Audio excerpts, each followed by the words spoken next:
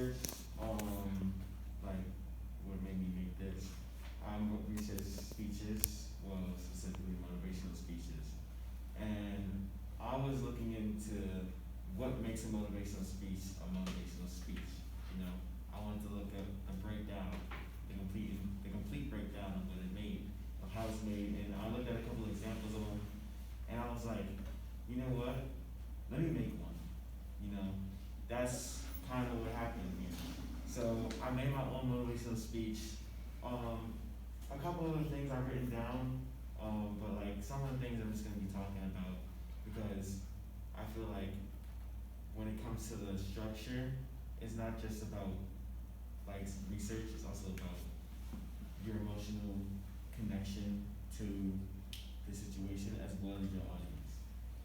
Well, that's something I found. So, let's start. So, show of hands, who's ever had a really low point in their life? Alright, another show of hands. Who's had one of those low points during these past 3 months you spent in college? Alright. So, well, for those of you who have raised your hands for both, I can very much relate. Honestly, the amount of emotional and mental drainage I have endured during these past 3 months of college are already equal to, if not greater than, the amount I've been through in high school. Which is, in all honesty, not what I expected to go through in the slightest. Typically, to say for myself, and typically I say to myself and I do my own thing, and that's what I was taught to do. In order to succeed, I strayed away from people and emotional connections because they were always distractions for the bigger picture. This is what my dad told me at 8 years old. And ever since then, I've always lived by those words.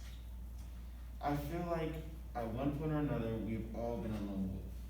Maybe to protect ourselves so we never experience heartache or loss of a connection, or maybe after we already experienced that loss. There are 3 key reasons as to why people shut down. And I'm gonna go through them and I want you guys to raise your hands if you feel like one of these 3 represent why you have emotionally shut down in the past. So this is my research aspect. So number 1 is the fear of rejection. Who's ever shut down because of the fear of rejection? Yeah, I feel that. So if you or someone has experienced trauma, voicing your needs or feelings in a significant risk, often people managing life trauma feel vulnerable, and expressing their feelings opens them up emotionally to additional pain or rejection. Sharing feelings in the wake of grief also poses communication challenges since individuals processing complex emotions feel fear of opening the floodgates. If you've ever lost someone due to estrangement, death, or divorce, you know that talking about your feelings or admitting you have them can trigger tears, angers, or other expressions that potentially put others off. So number 2, avoidant attachment adaptation. You guys probably don't even know what that means, to be honest. So like, I don't know how to explain it, and then let me know if you understand, if you feel like you've been through this. So this is when individuals with attachment injury that lead toward avoidant reflect of childhood trauma.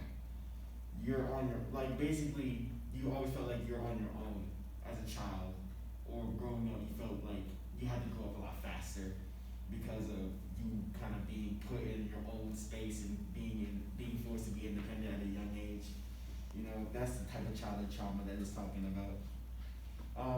When we learned at an early age that our needs will not be met, or only sometimes be met, responding was shut down and not habitual but also familiar, and not just habitual but also familiar. When lost in the woods, we often go back to what we know as default, though it may result in perpetual patterns that will never truly work for us. Like say if you get lost in the woods, like what it's saying there, if we get lost in the woods, we kind of go back to that beginning part, but that beginning part is technically not even better than where we are in the first place because we're still lost in the woods. You know what I'm saying? So who has felt like a childhood trauma has made you shut down in the past? Yeah. Alright, so for number 3, feeling guilty or judged. Have you ever felt guilty or felt like you were being harshly judged in like a school environment or anything like that?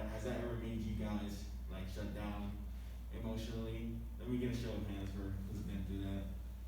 Yeah, that's a really common thing. Like, I feel like almost everyone has experienced that. Because, like, in the school environment, sometimes you feel lost, especially when you have to change because you lose friends and all that stuff, you know. So both people with ambivalent and avoidant attachment adaptations have difficulty with admitting that they have needs or expressing them because they might not be met. So it's like setting an expectation, but you're afraid to set that expectation because normally everyone fails you in your eyes, you know. Internally, this can manifest a fear of judgment and can even express itself in the guilt of having needs at all. For ambivalently attached individuals, they might tell you their feelings, then sabotage your response when it's not enough or just right. Now, here comes a tricky question. If we can so easily identify the source of our emotional disruption that may be holding us back as people, or in this case as students, why can't we destroy that disruption at the source? What makes this such a hard task if it's so simple on paper? Well, that's the problem. It seems simple on paper, but the driving factors behind these three key things are different for each and every one of us. We all have to fight our own battles in different ways, and there's no direct way to make that pain or emotional disruption stop so easily. So, in my case, I've been through a couple things that were emotionally disrupting me during my 3 months at college. So, as an athlete in the school, I'm already stressed out. You know, I have to work out and make sure I'm doing what I have to do out on the track so I can maintain my scholarship, while also trying to be a chem major and, you know, having to do these hard classes and prepare for all these classes that I got to take later. So I'm already stressed out, but I have my thing going on at home, which is my parents. My parents, like, since they're divorced, they always come to me for their emotional troubles between each other, because they don't like to communicate between each other because it causes a problem every time. So they always come to me about all their situations and everything, and then I always have to deal with it. And then what it does is it sidetracks me and puts me off of what I'm doing, and then I have to deal with their situation every single time they have a problem, you know. So a main thing that was going on was my dad wants my mom to move out of the house that I grew up in for, I'm thinking, about 12 years of my life. Grew up there for 12 years of my life. And my dad really wants her to move out because he doesn't want to have to keep paying for the house.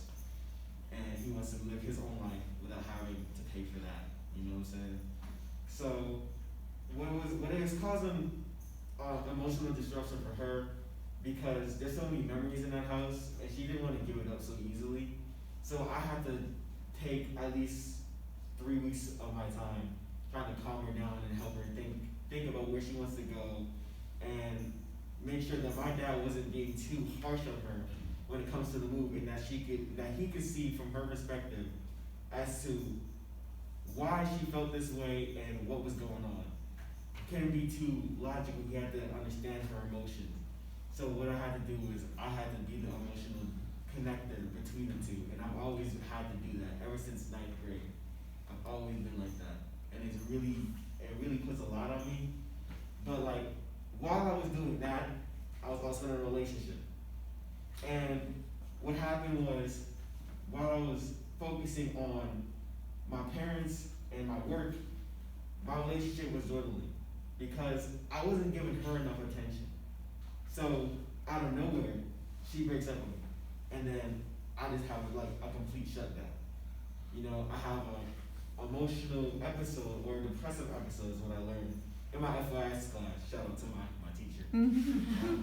But I had a depressive episode, so for 4 days, I actually slept for 5 hours out of 4 days, and I didn't really eat that much or anything. I was just kind of just thinking about life and thinking as what I'm gonna do and how I'm gonna get through this. And when you're at a low point, you always feel like you can't get out. Like when you really hit that rock bottom, like you feel like, dang, I'm kind of stuck here, you know. And I feel like that's that's what that's what traps a lot of people. But what I do whenever I get to those low points, because we all experience those low points, you all raise your hands and show me that you have been through a rough patch in your life.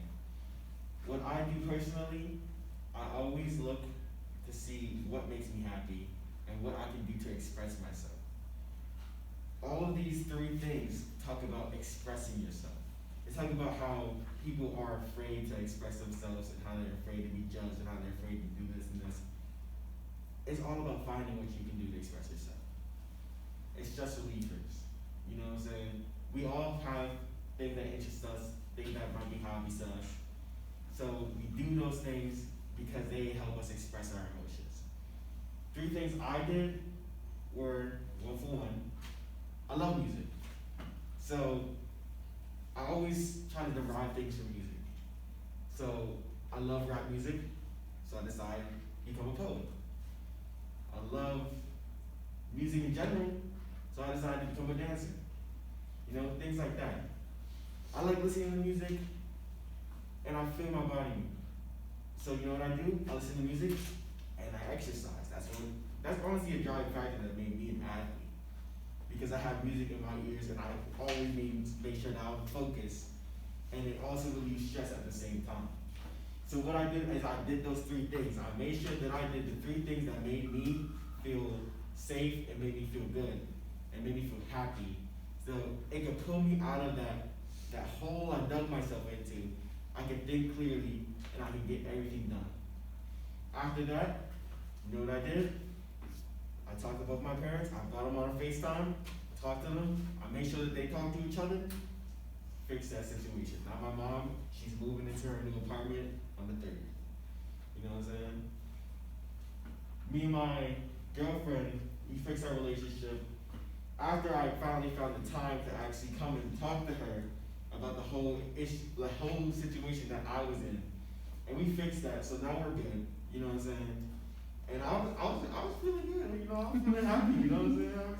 I was actually enjoying myself. I was like, dang, no, you did it. after a month of stress, you did it. So I'm happy I'm here, I'm able to talk to you guys and everything.